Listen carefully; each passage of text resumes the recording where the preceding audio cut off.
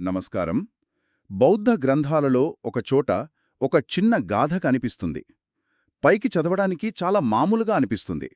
తెలుగులో దాని భావం ఇది: శాంతి, సంయమనం కలిగి, తక్కువగా మాట్లాడుతూ నిశ్చలంగా ఉండేవాడి పాపగుణాలు గాలికి చెట్టు ఆకులు రాలిపోయినట్లుగా రాలిపోతాయి. వినడానికి ఏదో మంచి మాటలా ఉంది గదూ, ఇందులో పెద్ద విశేషం ఏముంది అనిపిస్తుంది. నిజమే, మొదటిసారి విన్నప్పుడు అలాగే అనిపిస్తుంది. మంచిగా ఉంటే చెడుపోతుంది అన్నట్లుగా చాలా సింపుల్గా ఉంది. కాని అసురు మజా అంతా ఆ పోలికలోనే ఉంది. గాలికి చెట్టు ఆకులు రాలినట్లు అనే ఆ ఒక్క మాటలో ఒక లోతైన మనస్తత్వశాస్త్రం దాగి ఉంది. ఓకే, ఇక్కడే అసలు విషయం మొదలవుతా ఉంది. అంటే ఈరోజు మనం ఏం చేయబోతున్నామంటే కేవలం ఆ గాథను చదివి వదిలేయడం కాదు. అసలు ఆ మాటలన్న మహాకుటితే ఎవరు, ఆయన కథేంటి, ఆయన జీవితానికి ఈ గాథకున్న సంబంధమేమిటి, స్వయంగా బుద్ధుడే ఆయన్ని ఎందుకంత గొప్పగా మెచ్చుకున్నారు, ఈ విషయాలన్నీ లోతుగా చూద్దాం. తప్పకుండా. ఎందుకంటే ఆ గాథను అర్థం చేసుకోవాలంటే ముందు ఆ గాథను పలికిన మనిషిని అర్థం చేసుకోవాలి. ఆ రెండు విడదీయలేనివి. సరే, అయితే అక్కడ్నించే మొదలుపెడదాం. ఎవరు ఈ మహాకొట్టిత? ఆయన ప్రయాణం ఎక్కడ మొదలయింది? మన దగ్గరున్న మూలాల ప్రకారం ఆయన శ్రావస్తీ నగరంలో ఒక సంపన్న బ్రాహ్మణ కుటుంబంలో పుట్టారు. అవును, ఆయన కథ ఒక చాలా ఆసక్తికరమైన సంఘటనతో మొదలవుతుంది. దాన్ని ఒక టర్నింగ్ పాయింట్ అనొచ్చు. ఒకరోజు ఆయన బుద్ధుణ్ణి ప్రవచనం వింటున్నారు. అప్పుడు బుద్ధుడు తన శిష్యులలో ఒకర్ని చూపిస్తూ, పట్టిసంభిదల్ పొందిన భిక్షువులలో ఇతను అగ్రగణ్యుడు అని మెచ్చుకున్నారు. ఆ మాటలు మహాకోఠ్యత మనసులో బలంగా నాటుకుపోయాయి. ఒక్క నిమిషం. అంటే ఆయన జీవిత లక్ష్యం ఇంకొకరిని చూసి పుట్టిందనమాట. కేవలం ఒకరిని బుద్ధుడు మెచ్చుకోవడం విని నేను కూడా ఆ స్థాయికి వెళ్ళాలి అని తన జీవితాన్నే మార్చుకున్నాడు. ఇది వింటుంటే ఈ రోజుల్లో మనం సోషల్ మీడియాలో ఒకరి విజయాన్ని చూసి స్ఫూర్తి పొందినట్లుంది.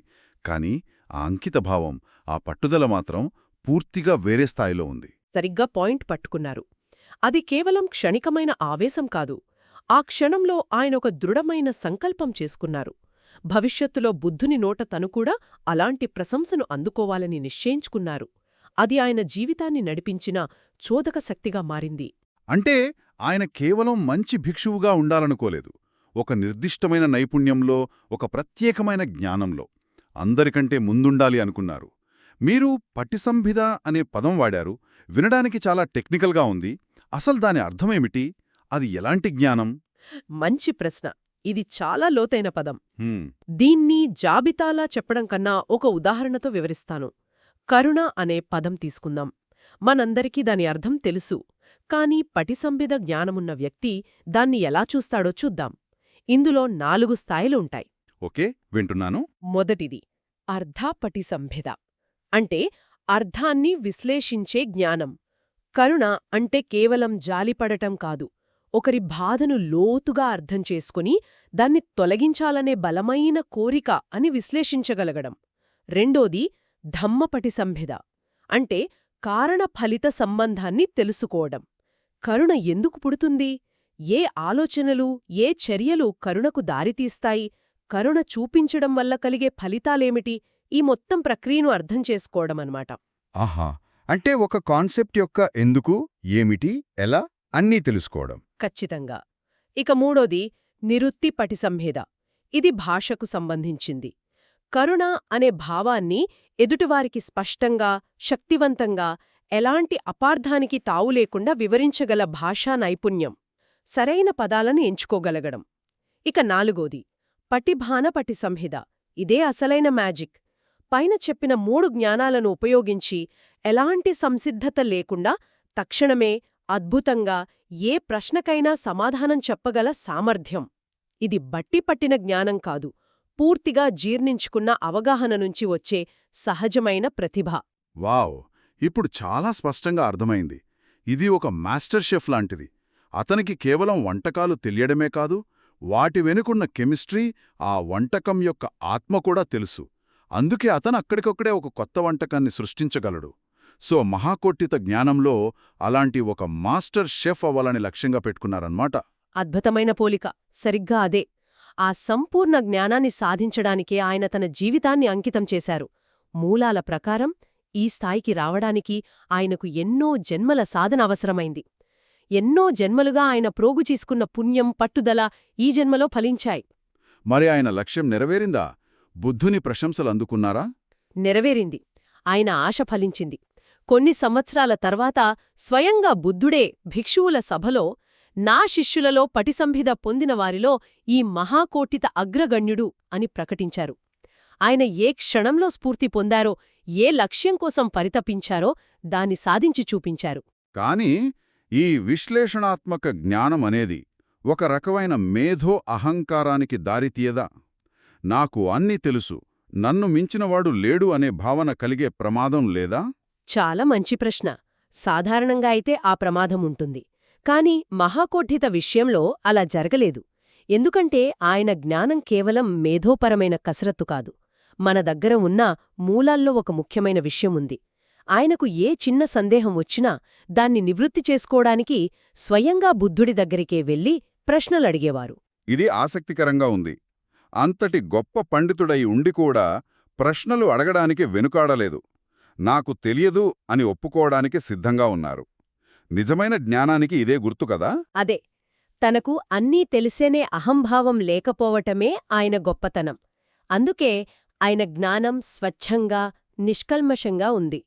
అంతేకాదు, ఆయన కీర్తి ఇతర బౌద్ధ గ్రంథాలలో కూడా కనిపిస్తుంది. మూలాల్లో శీలసుత్త అనే గ్రంథం గురించి ప్రస్తావన ఉంది. ఉదాహరణకు ఆ సుత్తలో ఆయన మేధస్సు గురించి కాదు, ఆయన నైతిక ప్రవర్తన అంటే శీలం ఎంత దృఢంగా ఉండేదో వివరిస్తారు. ఆయన జ్ఞానం కేవలం మాటల్లోనే కాదు, చేతల్లో కూడా ఉండేదని ఆ సుత్త నొక్కి చెబుతుంది. ఆయన జ్ఞానానికి, ఆయన ఆచరణకు మధ్య ఎలాంటి తేడా ఉండేది కాదు. ఓకే, ఇప్పుడు ఆయన వ్యక్తిత్వం మీద ఒక సంపూర్ణమైన చిత్రం వస్తుంది. ఒక గొప్ప లక్ష్యం, దానికి తగ్గ అంకితభావం, అపారమైన జ్ఞానం, కాని అంతే వినయం, స్వచ్ఛమైన నడవడిక. ఈ విషయాలన్నీ మనసులో పెట్టుకుని ఇప్పుడు మనం మళ్ళీ ఆ గాథ దగ్గరికి వద్దాం. గాలికి ఆకులు రాలినట్లు అనే ఆ పోలిక ఇప్పుడు నాకు మరింత శక్తివంతంగా అనిపిస్తోంది. దాని వెనుక ఆయన జీవిత అనుభవం మొత్తం ఉందంటారా? ఖచ్చితంగా. ఆ పోలికే ఆ గాథకు ప్రాణం. సాధారణంగా మనం చెడు గుణాల గురించి మాట్లాడినప్పుడు వాటిని జయించాలి, అణిచివేయాలి, వాటితో పోరాడాలి లాంటి యుద్ధ వాతావరణ పదాలు వాడతాం. కాని మహాకోఠిత వాడిన భాష చూడండి. ఆయన ఒక ప్రకృతి సహజమైన ప్రక్రియ గురించి మాట్లాడుతున్నారు. నిజమే, ఆకులు రాలిపోవడానికి చెట్టు ప్రత్యేకంగా ఏమీ కష్టపడదు. కాలం వచ్చినప్పుడు, ఆకు ఎండిపోయినప్పుడు ఒక చిన్న గాలికి అది వాటంతటా అదే రాలిపోతుంది. చాలా సహజంగా, శ్రమ లేకుండా. సరిగ్గా అదే. ఆయన చెప్పేది కూడా అదే. ఒక వ్యక్తి తన అంతర్గత ప్రపంచాన్ని మార్చుకున్నప్పుడు ఏం జరుగుతుందో ఆయన వివరిస్తున్నారు. ఎప్పుడైతే ఒక వ్యక్తి సంపూర్ణమైన అంతర్గత శాంతిని అంటే ఉపశాంత మరియు ఇంద్రియ నిగ్రహాన్ని ఉపరత వీటిని సాధిస్తాడో అతని మనసు ఒక ప్రశాంతమైన, నిశ్చలమైన వాతావరణంలా తయారవుతుంది. అలాంటి వాతావరణంలో కోపం, ద్వేషం, అసూయ వంటి ప్రతికూల గుణాలకు నిలబడటానికి ఆధారం దొరకదు. వాటికి కావలసిన పోషణ లభించదు. అంటే అవి బలహీనపడిపోతాయన్నమాట. అవును, అవి ఎండిపోయిన ఆకుల్లా తయారవుతాయి.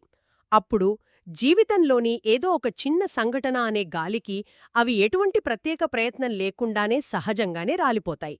ఇది మనకు ఆధునిక సైకాలజీలో చెప్పే స్టేట్ డిపెండెంట్ బిహేవియర్ లాంటిది. మన మానసిక స్థితిని మార్చుకుంటే మన ప్రవర్తన, మన ఆలోచన సరళి వాటంతటవే మారిపోతాయి. కోపంగా ఉన్నప్పుడు ఒకలా, ప్రశాంతంగా ఉన్నప్పుడు మరోలా ప్రవర్తిస్తాం కదా. మహాకోటిక చెప్పింది కూడా అదే. కాని అది ఒక శాశ్వతమైన అంతర్గత మార్పు గురించి. ఇది చాలా పెద్ద షిఫ్ట్. అంటే మనం మనసుతో కుస్తీ పట్టాల్సిన అవసరం లేదనమాట. మనసులోనే చెడు గుణాలను అణిచిపెట్టడానికి శక్తిని వృధా చేయడం కన్నా, మనసు అనే తోటలో వాతావరణాన్ని మార్చితే చాలు. సరైన వాతావరణం కల్పిస్తే కలుపు మొక్కలు వాటంతటవే చనిపోతాయి. ఇది కేవలం చెడు గుణాలను తొలగించుకోవడం గురించి మాత్రమే కాదు, మంచి గుణాలకు సరైన వాతావరణాన్ని సృష్టించడం గురించి కూడా. అంతేనా? అద్భుతంగా చెప్పారు. మీరు ఆ ఘాత సారాన్ని పట్టుకున్నారు. అందుకే ఆ ఘాత మహాకోఠిత జీవితానికి ఒక సరైన ముగింపు పలుకుల్లాంటిది. అది ఆయన జీవిత ప్రయాణానికి అద్దం పడుతోంది.